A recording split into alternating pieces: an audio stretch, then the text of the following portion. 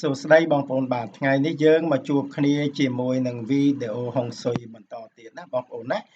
បាទពីព្រោះមានបងប្អូនយើងខមមិនសួរខ្ញុំច្រើនអំពីរឿងហុងស៊ុយជាមួយនឹងផ្ទះសម្បែងរបស់គាត់នឹងបាទណាបងប្អូនណាថ្ងៃនេះក៏លើកអំពីសត្វទេពទាំង4យកមកបញ្យលដើម្បីឲ្យបងប្អូនងាយយល់បាទដើម្បីកុំឲ្យគាត់សួរវែងឆ្ងាយច្រើនទៀតណាបងប្អូនណាអំពីសត្វទេពទាំង4នេះពីព្រោះបងប្អូនខ្លះគាត់សួរលោកគ្រូផ្ទះខ្ញុំនៅទិសនេះតើល្អដែរឬទេបាទហើយលោកគ្រូផ្ទះខ្ញុំប្រវែងប៉ុណ្ណេះហើយខ្ញុំតតាទៅមុខប៉ុណ្ណេះតើល្អដែរឬទេបាទណាបងប្អូនណាដល់តែគាត់សួរអញ្ចឹងខ្ញុំក៏នឹងពិបាកឆ្លើយណាពីព្រោះហុងស៊ុយមិនមែនខ្សែបាតដៃទេណាបងប្អូនណាខ្សែបាតដៃទៅចេះតែប្រាប់បងប្អូនបានថាខ្សែនេះជាខ្សែអ្វីខ្សែនេះជាខ្សែអ្វីមានរឿងអ្វីបាទក៏ប៉ុន្តែហុងស៊ុយនេះវាអាស្រ័យទៅលើការស្គាល់ឈីណាបងប្អូនណាធម្មពលឈីបាទធម្មពលឈីដែលគេហៅថាដង្ហើមនាគបាទ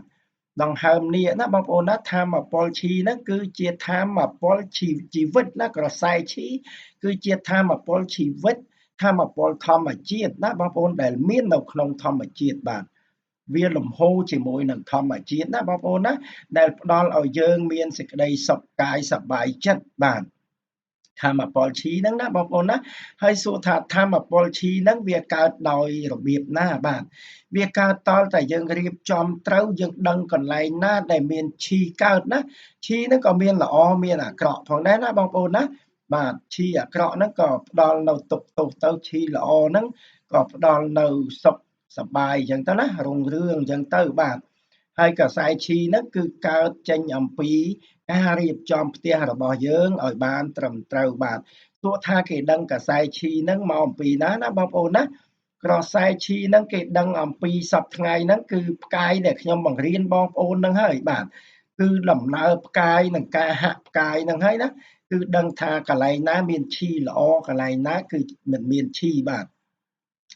រឿងក្រសែឈីនេះមួយសំខាន់ណាបងប្អូនណាគឺជាធម្មពលធម្មជាតិធម្មពលជីវិតដែលយើងហៅថាឈីហុងស៊ុយសំខាន់សំដៅទៅលើឈីនោះឯងណាបងប្អូនណាបាទពីក្រោយនេះសត្វទេពតំណាងឲ្យអណ្ដើកខ្មៅណាបងប្អូនណាដែលមានពោះរុំបាទហើយខាងមុខហ្នឹងគឺតំណាងឲ្យហង្សក្រហមបាទហើយខាងឆ្វេងដៃដែលយើងបែរមុខទៅមុខផ្ទះណាបងប្អូនណាតំណាងឲ្យនាគខៀវបាទនាគបៃតងណាហើយខាងស្ដាំដៃតំណាងឲ្យខ្លាសបាទហើយសត្វទាំង4នេះយើងចែកជាយិនហើយនឹងយ៉ាងដូចគ្នាណាខ្លាសគឺតំណែងយិនទៅហើយអណ្ដើកខ្មៅតំណែងយិននាគខៀវតំណែងយ៉ាងហង្សក្រហមតំណែងយ៉ាងបាទបងប្អូនណាបាទដោយបងប្អូនខ្លះក៏សួរខ្ញុំទៀតថាលោកគ្រូបើផ្ទះខ្ញុំពីក្រោយអត់មានភ្នំផងបាទហើយពីមុខអត់មានទឹកផងធ្វើម៉េចនឹងត្រូវទៅតាមលក្ខណៈហុងស៊ុយបាទរឿងហុងស៊ុយរឿងភ្នំរឿងទឹកនេះបងប្អូននេះគ្រាន់តែថាយើងឲ្យយល់អំពីរឿងក្រសែឈីដែលវាត្រូវកើតឡើងណាបងប្អូនណា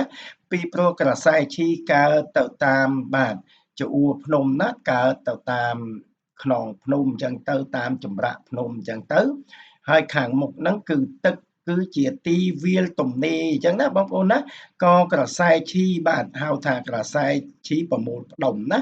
ដែលយើងហៅថាដីដង្ហើមនាគបាទដីដង្ហើមនាគណាជីពចរនាគដង្ហើមនាគហ្នឹងគឺជាឈីនោះឯងណាបងប្អូនណាយើងហៅនៅក្នុងភាសាហុងស៊ុយណាគឺឈីបាទដល់ប្រែមកជាខ្មែរយើងឲ្យស្រួលស្ដាប់គឺធម្មពលធម្មជាតិនិងធម្មពលជីវិតណាបងប្អូនណា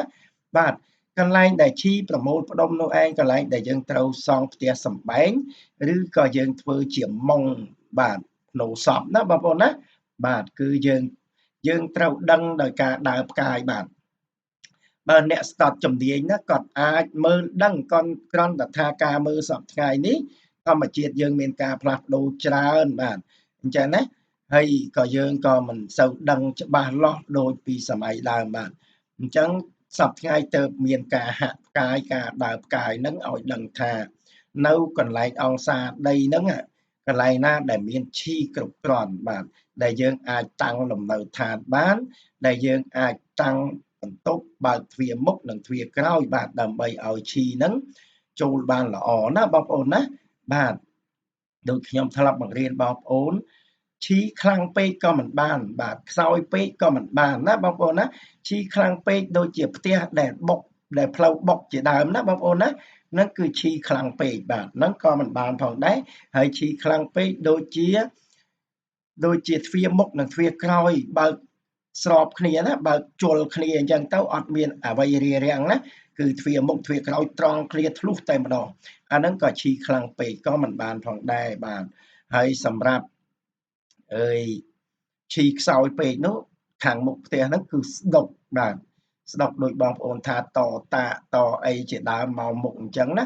បាទបើសិនជាបាំងពលឺបាំងខ្យល់គឺមិនល្អណាបងប្អូនណាត្រូវចាំបងប្អូនដែលសួរខ្ញុំក្នុងខមមិនណាបាទរឿងតតាទៅមុខនេះបើសិនជាយើងតទាបពេកឬតវែងពេកធ្វើឲ្យបាំងពលឺនិងបាំងខ្យល់នោះគឺធ្វើឲ្យខូចឈីបាទខូចក្រសែឈីណាបាទន័យថាឈីខ្សោយមិនគ្រប់គ្រាន់បាទហើយមានដើមឈើបាំងនៅមុខផ្ទះជាដើមអញ្ចឹងទៅអានោះក៏ឈីខ្សោយបាទមិនមានកម្លាំងគ្រប់គ្រាន់បាទមិនពេញលេញណាបងប្អូនណាហើយដូចជាការធ្វើរបងខាងមុខផ្ទះរបងរៀបឥតពេញរហូតដល់កម្ពស់បាទ1ម៉ែត្រជាង2ម៉ែត្រហ្នឹងក៏បាំងក្រសែឈីផងដែរបាទអញ្ចឹងគឺឈីមិនគ្រប់គ្រាន់បាទអញ្ចឹងណាបងប្អូនណាបាទអញ្ចឹងយើងត្រូវតែធ្វើយ៉ាងណាឲ្យខាងមុខនឹងស្រឡះបាទបើសិនជាលបងមុខផ្ទះក៏យើងធ្វើជាលក្ខណៈចម្រឹងអញ្ចឹងទៅណារៀបឥតត្រឹមកន្លះម៉ែត្រអីទៅបាទយើងក៏រៀបជាចម្រឹងដើម្បីឲ្យមានក្រសែឈីចេញចូលបានល្អបាទបងប្អូនត្រូវចាំណារឿងឈីនេះខ្សោយពេកក៏មិនបានខ្លាំងពេកក៏មិនបានខ្លាំងដូចជាការបើកទ្វារមុខនិងទ្វារក្រោយបាទត្រង់គ្នាមិនមានអ្វីទប់ណាហើយផ្ទះដែលប្រើបង្អួចធំច្រើនអាហ្នឹងក៏ឈីធ្លុះធ្លាយដែរណាបងប្អូនណាហើយបង្អួចបន្ទប់ហើយនឹងទ្វារបន្ទប់ហ្នឹងត្រង់គ្នាអាហ្នឹងក៏ធ្វើឲ្យខូចខាតក្រសែឈីផងដែរបាទហើយរឿងដាក់របស់ចង្អេងចងាងនៅតាមផ្លូវដើរក្នុងផ្ទះហ្នឹងក៏ធ្វើឲ្យឈីហ្នឹងដើរមិនរលូនផងដែរបាទន័យថាឈីស្អិតឈីស្ទាក់ណាបងប្អូនណាបាទរឿងក្រសែឈីនេះបងប្អូនត្រូវយល់ថាធម្មពលធម្មជាតិនិងធម្មពលជីវិតរឿងក្រសែឈីណាបងប្អូនណាហើយកើតចេញអំពីធម្មជាតិបាទដែលយើងមើលនឹងភ្នែកទទេមិនអាចឃើញទេណាបងប្អូនណាបាទសពថ្ងៃហ្នឹងការកំណត់ដឹងក្រសែឈីនោះគឺនៅលើការវាស់ឡកែណាបងប្អូនណាបាទទៅតាមអង្សាទិសរួចហើយយើងយកមកដើរផ្កាយហើយនៅក្នុងការហាក់ផ្កាយនៅក្នុងការវិភាគធាតុដែលខ្ញុំបង្រៀនបងប្អូននោះឯងទៅយើងដឹងអំពីរឿងក្រសែឈីហ្នឹងវាកើតនៅចំណុចណាបាទគ្រប់គ្រាន់ដែរឬទេអញ្ចឹងហើយទៅការរៀបចំបន្ទប់គេហ្នឹងឲ្យត្រូវទៅតាមអង្សាផ្ទះណាបងប្អូនណាហើយឲ្យត្រូវទៅតាមកន្លែងដែលមានឈីកើតណាបងប្អូនណាបាទបើបងប្អូនខ្លះគាត់អត់យល់ថាការរៀបហុងស៊ុយនេះតើគេរៀបថាទៅតាមក្បួនច្បាប់ដូចគ្នាផ្ទះត្រូវតែខ្លាសនាគខៀវនិងហុងក្រហមហើយផ្ទះប៉ុណ្ណេះម៉ែត្រត្រូវធ្វើបន្ទប់អញ្ចេះកន្លែងនេះដូចគ្នាអត់ដូចគ្នាទេវាទៅតាមអង្សានៃផ្ទះណាបងប្អូនណាទៅតាមអង្សានៃដីបាទហើយក៏យើងមើលទៅលើជ័យភូមិជុំវិញណាបងប្អូនណាបាទសប្តាហ៍ថ្ងៃនេះយើងមិនមានភ្នំដោយគាត់សួរខ្ញុំថាលោកគ្រូផ្ទះខ្ញុំខាងក្រោយអត់មានភ្នំទេបាទខាងក្រោយមិនមានភ្នំក៏យើងអាចមើលទៅលើជ័យភូមិជុំវិញដូចជាអគារខ្ពស់ណាសំណង់ខ្ពស់ពីក្រោយយើងហ្នឹងក៏អាចសន្មត់ទៅជាភ្នំបានដែរបាទហើយដូចជារឿងនាគខៀវណាបងប្អូនណាបាទដូចគ្រូខ្លះក៏គាត់យល់ថាជាសត្វនាគបាទអញ្ចឹងណាហើយរឿងនាគខៀវនេះរឿងនាគនេះណាបងប្អូនណារឿងភ្នំដែលគេសន្មត់ថានាគដង្ហើមនាគអីនោះនឹងគ្រាន់តែជាការប្រៀបធៀបទេណាបងប្អូនណាពីព្រោះមានភ្នំវែងដូចជាសត្វនាគណាហើយមានភ្នំដែលមានទៀបខ្ពស់ណាបងប្អូនណាដូចជាចលនានៃនាគអញ្ចឹងទៅគេសន្មត់ថាជានាគទេបាទគេប្រៀបធៀបណាបាទហើយរឿងលំហូរឈីដែលហូរនៅតាមខ្នងភ្នំហ្នឹងគេហៅថាជីពចរនាគហូរតាមសរសៃឈាមនាគអញ្ចឹងណា ហើយក៏ចុះមកនៅកន្លែងគេហៅថាទីងណាកន្លែងទីងហ្នឹងគឺកន្លែងដែលប្រមូលផ្ដុំនៃឈីនឹងឯងឬក៏គេប្រៀបធៀបទៅជានាគស្នាក់ណាបងប្អូនណាបាទក៏ប៉ុន្តែមិនមែនជាសត្វនាគទេរហូតដល់គ្រូខ្លះគាត់មិនយល់ណាបងប្អូនណាគាត់គិតថាមាននាគផ្លូវនាគបាទដង្ហើមនាគពិតប្រកបជាចរនាគណាបងប្អូនណាគាត់គិតថាជានាគពិតប្រកបបាទនេះនៅក្នុងភាសាប្រៀបធៀបរបស់ហុងស៊ុយទេណាបងប្អូនណាมันមែនជានាគពិតប្រកបទេរហូតដល់មនុស្សយើងសពថ្ងៃណាគិតថានាគអស្ចារ្យនាគពូកែបាទអញ្ចឹងណារហូតដល់អ្នកមានទៅជាបែកឆ្វេងទៅជាកូនស្ដេចនាគទៅជារាជបុត្រនាគអីអញ្ចឹងទៅណាបងប្អូនណាបងប្អូនត្រូវយល់បាទរឿងនាគនេះណាមិនមែនជាល្អជាងមនុស្សទេបាទនាគមានឫទ្ធិក៏ពិតមែនក៏ប៉ុន្តែនាគជាសត្វតិរិច្ឆានណាបងប្អូនណាបាទសត្វនាគជាសត្វតិរិច្ឆានទេណាបងប្អូនណាបាទនិយាយពីកំណើតនឹងមិនល្អដល់មនុស្សផងបាទបងប្អូនពីព្រោះមនុស្សយើងណាបាទអាចបួសនៅក្នុងពុទ្ធសាសនាបានក៏ប៉ុន្តែនាគមិនអាចបួសបានទេបាទដូចជាខ្ញុំធ្លាប់និទានរឿងនៅក្នុងសម័យព្រះឲ្យបងប្អូនបានស្ដាប់ហើយមាននាគមួយនោះមានចិត្តជ្រះថ្លាចង់ជ្រួតជ្រាបអំពីសាសនារបស់ព្រះសម្មាសម្ពុទ្ធនឿយណាយនៅក្នុងរូបរាងកាយហ្នឹងណាបងប្អូនណាចង់បួសដើម្បីត្រាស់ដឹងដើម្បីរួចចាកអំពីរូបវេទនាសញ្ញាសង្ខារវិញ្ញាណហ្នឹងណាបងប្អូនណាក៏កាឡាខ្លួនជាមនុស្សទៅហើយទៅសុំលោកបួសទៅបាទដល់តែពេលបានបួសទៅថ្ងៃមួយហ្នឹងក៏ភ្លេចខ្លួនសឹងលក់ទៅក៏អស់អំណាចចិត្តហ្នឹងគ្រប់គ្រងរិទ្ធហ្នឹងក៏คล้ายទៅជានាគហើយភិក្ខុទាំងឡាយក៏ទៅឃើញក៏ទូលរឿងហ្នឹងទៅដល់ព្រះសម្មាសម្ពុទ្ធព្រះអង្គក៏ឲ្យសឹកចាកអំពីភ្នោះហ្នឹងទៅវិញទៅដែលប្រទានពរហ្នឹងឲ្យមានឈ្មោះថានាគបួសនៅពេលមានកុលបុត្រណាដែលបួសហ្នឹងណាបងប្អូនណាបាទតែខ្ញុំធ្លាប់និយាយឲ្យរឿងហ្នឹងឲ្យបងប្អូនស្ដាប់អញ្ចឹងនាគនេះអត់មានកំណើតឯណាខ្ពង់ខ្ពស់ជាងមនុស្សទេណាបងប្អូនណាបាទនាគគ្រាន់តែថាសោយផលបុណ្យមានឫទ្ធិមានអាយុយឺនយូរអីអញ្ចឹងទៅក៏ប៉ុន្តែកំណើតកើតជាហ្នឹងគឺជាសត្វតិរិច្ឆានដែលមានឫទ្ធិដូចទេវតាណាបងប្អូនណាមានអំណាចឫទ្ធិបាទក៏ប៉ុន្តែនៅតែ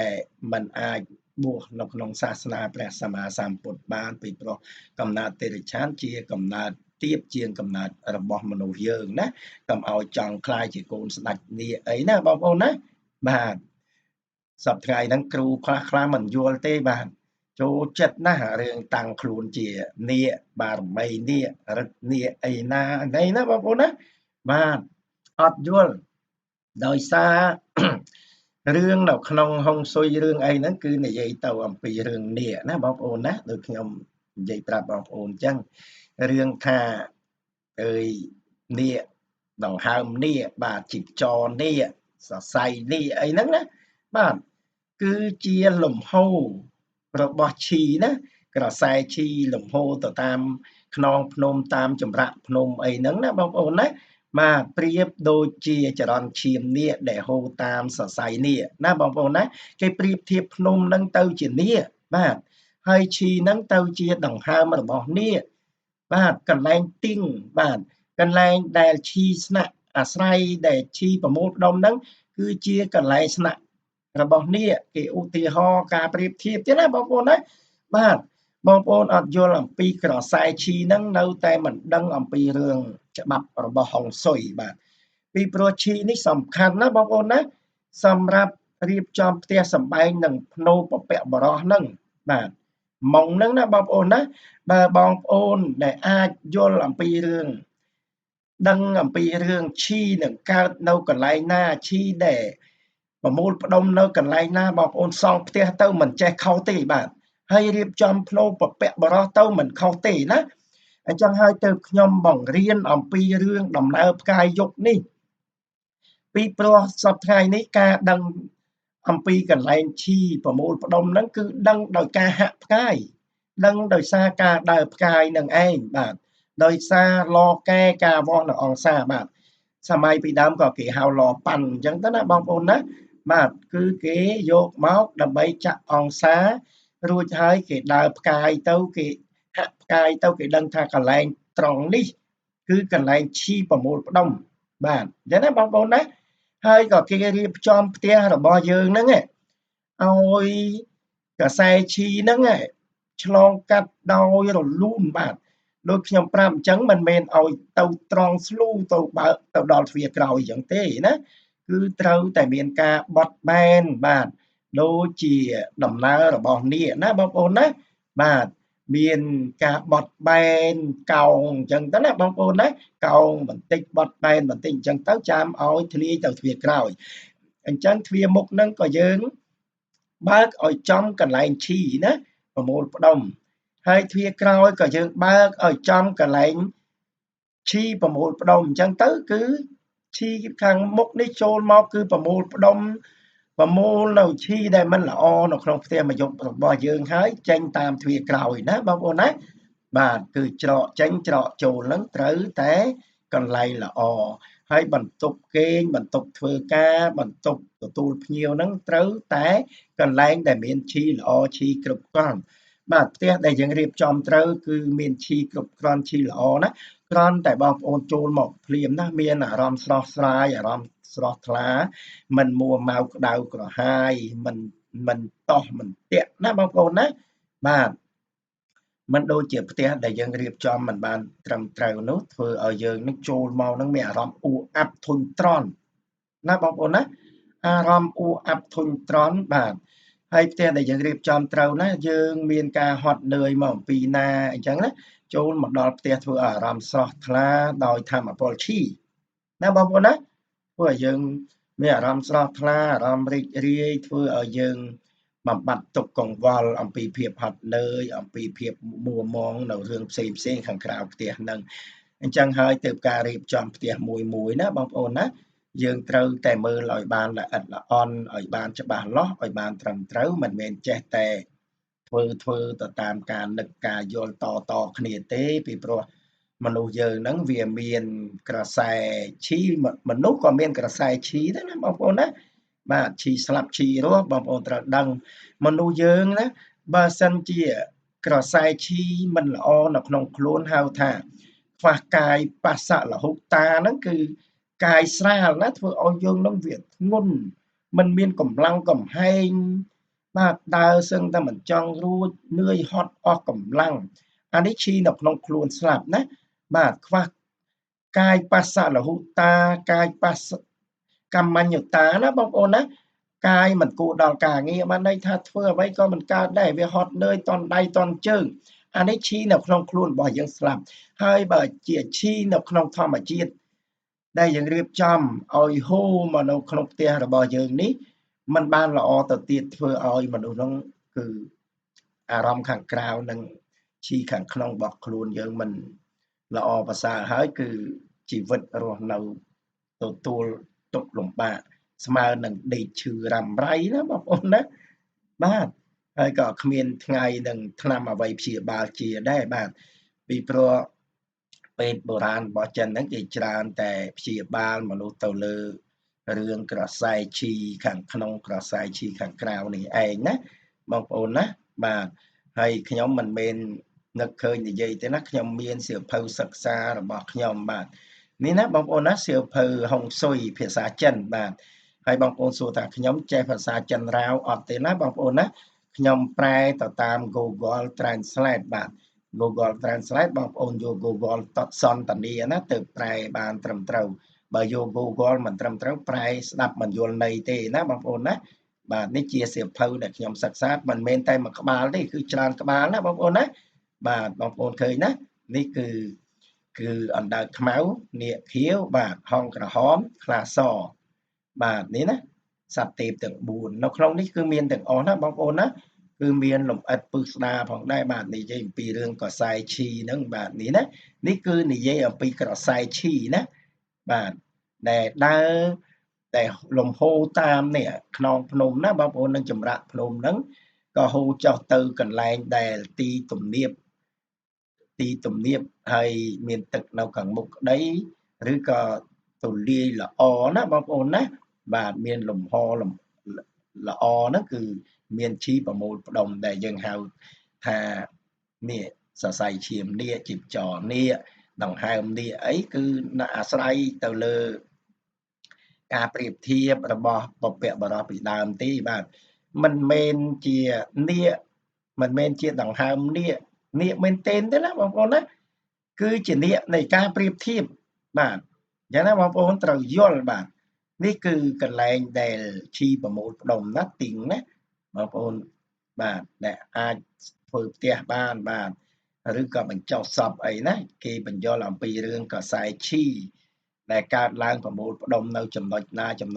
ណាក្នុងសៀវភៅនេះល្អបាទបងប្អូនណាបាទក្នុងមួយសៀវភៅនេះខ្ញុំសិក្សាទៅគឺល្អបាទក៏ប៉ុន្តែខ្ញុំមិនមែនរៀនតែមួយសៀវភៅនេះទេខ្ញុំរៀនច្រើនសៀវភៅណាបងប្អូនណាមានទាំងភាសាយួនភាសាអង់គ្លេសភាសាចិនភាសាថៃគឺរៀនសិក្សាស្រាវជ្រាវហើយក៏សង្កេតបាទធ្វើបទពិសោធន៍ផ្សេងទៅលើក្បួនទាំងអស់ហ្នឹងថាតើក្បួនមួយណាគឺស៊ីជម្រៅជាងណាបងប្អូនណាបាទអំពីរឿងរបៀបវាស់លកែរបៀបអីហ្នឹងគឺមាននៅក្នុងនេះទាំងអស់ណាបងប្អូនណាបាទនេះលកែលប៉ាន់ឬយើងហៅថាខេមធឹកត្រីវិស័យណាត្រីវិស័យហុងស៊ុយបាទនេះlàការចាប់ទិសរបស់ហុងស៊ុយណាមានការបង្រៀនវាស់នៅក្នុងនឹងណាបងប្អូនណាបាទច្រើនណាស់ក្នុងសៀវភៅនេះបាទគឺមានបង្រៀនអំពីរឿងការដាំប្រទាលការដាំដើមឈើការដាំអីហ្នឹងបាទមានបង្រៀនច្រើនបាទអំពីអ្វីទាំងឡាយហ្នឹងបាទនៅក្នុងក្បួនហុងស៊ុយនេះណាបាទគឺខ្ញុំបានសិក្សាបានស្រាវជ្រាវមិនមែននឹកឃើញយកមកអង្គុយនិយាយប្រាប់បងប្អូនទេអ្វីក៏ដោយតលតែយើងបានសិក្សាបានស្វែងយល់ឲ្យបានច្បាស់លាស់ណាយើងយកពីក្បួនមួយទៅប្រៀបធៀបក្បួនមួយទៅប្រៀបធៀបក្បួនមួយថាតើក្បួនទាំងអស់ហ្នឹងមានកន្លែងល្អចំណុចណាមានកន្លែងមិនល្អចំណុចណាត្រូវរៀបចំយ៉ាងម៉េចហើយយើងត្រូវយកយ៉ាងម៉េចណាយើងមើលទៅលើស្ថានភាពសង្គមបច្ចុប្បន្នហើយការនិយមបច្ចុប្បន្ននឹងផងណាអញ្ចឹងបានជាបងប្អូនសួរខ្ញុំរឿងផ្ទះតតាតមុខផ្ទះតតាអីយ៉ាងម៉េចហើយនៅទិសនេះល្អដែរឬទេបាទចឹងណាបងប្អូនណាបាទរឿងនៅទិសណាល្អមិនល្អវាអាស្រ័យទៅលើការដើរផ្កាយណាបងប្អូនណាផ្កាយទៅតាមអង្សាទិសហើយនឹងការហាក់ផ្កាយបាទទើបដឹងល្អមិនល្អបាទអញ្ចឹងបានខ្ញុំឲ្យបងប្អូនរៀនអំពីដំណើរផ្កាយយុគហ្នឹងថាតើយើងត្រូវដើរយ៉ាងម៉េចនៅក្នុងអង្សាណាត្រូវដើរយ៉ាងម៉េចហើយបងប្អូនខ្លះក៏ថាលោកគ្រូខ្ញុំអត់ចេះផ្កាយដើរទៅមុខថយក្រោយការបាត់ផ្កាយបារមីផ្កាយជោគលាភណាបាទការចេះដើរទៅមុខឬថយក្រោយតលតែបងប្អូនមានតារាងបាទតារាងនៅក្នុងការដើរផ្កាយហ្នឹងណាបាទបើសិនបងប្អូនចង់បានតារាងតាក់ទងតាម Telegram បាទពីព្រោះនៅក្នុងសៀវភៅហុងស៊ុយរបស់ខ្ញុំគឺមានតារាងហ្នឹងណាបងប្អូនណាតារាងដើរផ្កាយហ្នឹងបាទបងប្អូនចេះដើរផ្កាយហើយបងប្អូនចេះហាក់ហើយគឺបងប្អូនអាចដឹងថាចំណុចណាដែលមានក្រសែឈីគ្រប់គ្រាន់បាទចំណុចណាល្អចំណុចណាអាក្រក់បាទអញ្ចឹងការដឹងនៅក្រសែឈីនេះណាគឺអាស្រ័យទៅលើការដើរផ្កាយនិងហាក់ផ្កាយមិនមែនមើលនឹងភ្នែកដឹងទេពីព្រោះឈីនេះគឺជាធម្មពលធម្មជាតិធម្មពលជីវិតបាទសំបីតែសម័យបុរាណចិនហ្នឹងក៏គេប្រើនៅលប៉ាន់ហ្នឹងដើម្បីវាស់ដឹងអំពីរឿងកន្លែងណាមានឈីកន្លែងណាឈីមិនគ្រប់គ្រាន់ណាបងប្អូនណាបាទរឿងឈីខ្លាំងពេកឈីខ្សោយពេកដូចខ្ញុំបានរៀបរាប់ជូនបងប្អូនមិញហើយទៅយើងដឹងថាមានឈីហើយធ្វើយ៉ាងម៉េចឲ្យឈីហ្នឹងគេហៅតុល្យភាពស្មើណាបងប្អូនណាបាទឈីហ្នឹងគឺតុល្យភាពស្មើមិនឲ្យខ្លាំងពេកមិនឲ្យខ្សោយពេកបាទណាបងប្អូនណានឹងនៅលើខ្នាតការរៀបចំនៅក្នុងផ្ទះហ្នឹងទៅទៀតអញ្ចឹងបានជាមានក្បួនរៀបដូចខ្ញុំបង្រៀនបងប្អូនតាំងពីមុនណាតែมันបានបញ្យល់ហ្នឹងបងប្អូនគិតថាហ្នឹងវាជាទំនៀមរបស់ការរៀបរបស់ហុងស៊ុយទេក៏ប៉ុន្តែมันមិនមែនអញ្ចឹងទេវាជារឿងមួយដែលការរៀបចំឲ្យឈីហ្នឹងគឺចលនាបានល្អត្រឹមត្រូវទៅតាមគោលណាបងប្អូនណា បាទទៅដើម្បីកុំឲ្យឈីខ្លាំងពេកនិងឈីខ្សោយពេកនឹងបាទបងប្អូនណាបាទនេះគឺគ្រាន់តែជាតំណាងសត្វទេពទាំង4បាទហើយសម្រាប់ភ្នំនេះគឺតំណាងនាគណាបងប្អូនណាបាទបងប្អូនត្រូវយល់អញ្ចឹងយល់អំពីរឿងនាគហ្នឹងហើយមែនទេណាគ្រូខ្លះណាដូចថាខ្លួនឯងមិនសូវចេះអញ្ចឹងទៅក៏ខំដាក់រូបនាគរូបអីឬក៏តាំងខ្លួនជាកូននាគកូនអីរាជបុត្រនាគអីចឹងទៅបាទឬក៏បារមីស្ដេចនាគអីទៅដោយសារខ្លួនហ្នឹងវាអត់សូវចេះអត់សូវដឹងមិនដឹងថានាគហ្នឹងជាការប្រៀបធៀបទេណាបងប្អូនណាគិតថានាគប្រកែនាគអស្ចារ្យនាគខ្លាំងហើយអ្នកខ្លះគិតថាឈីហ្នឹងកើតពីនាគហ្នឹងទៅទៀតណាបងប្អូនណាឈីនេះគឺជាធម្មពលរបស់ធម្មជាតិជាអាថ៌កំបាំងនៅក្នុងធម្មជាតិដែលយើងមើលនឹងភ្នែកទទេមិនឃើញទេណាបងប្អូនណាវាលំហូរជាមួយនឹងធម្មជាតិណាបាទលំហូរជាមួយនឹងធម្មជាតិឈីនេះយើងនិយាយទៅធម្មពលល្អដែលកើតអំពីធម្មជាតិមកឧបត្ថម្ភនៅធម្មពលជីវិតរបស់យើងដែលខ្ញុំនិយាយថាឈីសម្រាប់ខ្លួនរបស់យើងហ្នឹងឈីរបស់ខ្លួនរបស់យើងហ្នឹងវាមានឈីដែលត្រួតត្រងឲ្យមានអារម្មណ៍ស្រស់ស្រាយអារម្មណ៍ស្រស់ថ្លាឲ្យមានកម្លាំងចិត្តឲ្យមានកម្លាំងកាយណាបងប្អូនណាបាទតើកាលណាឈីក្នុងខ្លួនมันល្អប៉ះផ្ទប់ជាមួយនឹងឈីធម្មជាតិហ្នឹងมันល្អទៅទៀតធ្វើឲ្យมันមានកាយបស្សៈលហុតាកាយកម្មញ្ញតាកាយគោដល់ការងារនិងកាយស្រាលណានោះយើងពេលខ្វះកាយស្រាលនិងកាយគួរដល់ការងារគឺធ្វើអ្វីមិនកើតសូម្បីតែដើរមិនចង់រួចផងណាបងប្អូនណាព្រោះកាយនឹងវាទៅជាធ្ងន់ណាបងប្អូនណាលើកជើងក៏លើកមិនចង់រួចលើកដៃក៏លើកមិនចង់រួចបាទតិចថាឲ្យទៅយោងទឹកបាទឡាំងអីហ្នឹងយោងរួចហ្នឹងពេលជាទឹកនោះស្រាលក្នុងពេលកាលមានរូបធាតុទឹកស្រាលប្រែคล้ายជាធ្ងន់ហត្តាលើកបំបានណាយ៉ាងណាបងប្អូនណាមិនមែនថាយើងនឹងធ្លាប់លីបាវមកបាវរួចណាដល់ពេលខ្វះកាយបស្សៈលហុតាកាយកម្មញ្ញតាហ្នឹងលើកទឹកតែម្លងលើកមិនរួចផងអាហ្នឹងឈីខាងក្នុងខ្លួនហើយឈីខាងក្រៅហ្នឹងគឺជាឈីធម្មជាតិរៀបចំឲ្យបានត្រឹមត្រូវឈីក្នុងខ្លួននិងឈីជាមួយធម្មជាតិនេះធ្វើឲ្យអារម្មណ៍ស្រស់ស្រាយកម្លាំងពលំទាំងកម្លាំងកាយនិងកម្លាំងចិត្តណាគឺធ្វើឲ្យយើងរស់នៅបានសេចក្តីសុខមិនសូវមានរុក្ខភាពជាធិហើយក៏មានលៀបសំណាងហូរចូលមកច្រើនណាបងប្អូនណាបាទសម្រាប់បងប្អូនចង់តាក់ទងមកលោកគ្រូក្រែងមិនដឹងណានេះគឺជាលេខទូរស័ព្ទរបស់លោកគ្រូហើយ Telegram ក៏លេខ2ហ្នឹងផងដែរណាបាទ Telegram ក៏លេខ2ហ្នឹងហើយទូរស័ព្ទក៏លេខ2ហ្នឹងណាបងប្អូនណា0128231 0168231ណាលេខលោកគ្រូផ្ទាល់ណាបងប្អូនណាបាទអាចតាក់ទងមកលោកគ្រូបានបាទអញ្ចឹងវីដេអូហ្នឹងក៏ប៉ុណ្្នឹងសិនចុះណាបងប្អូនណាបាទខ្ញុំនឹងបញ្យល់បងប្អូនរឿយលម្អិតអំពីរឿងឈីនឹងឲ្យបានយល់ដឹងកាន់តែច្រើនបាទពីព្រោះបងប្អូនមិនយល់ដឹងអំពីឈីការរៀបផ្ទះសម្បែង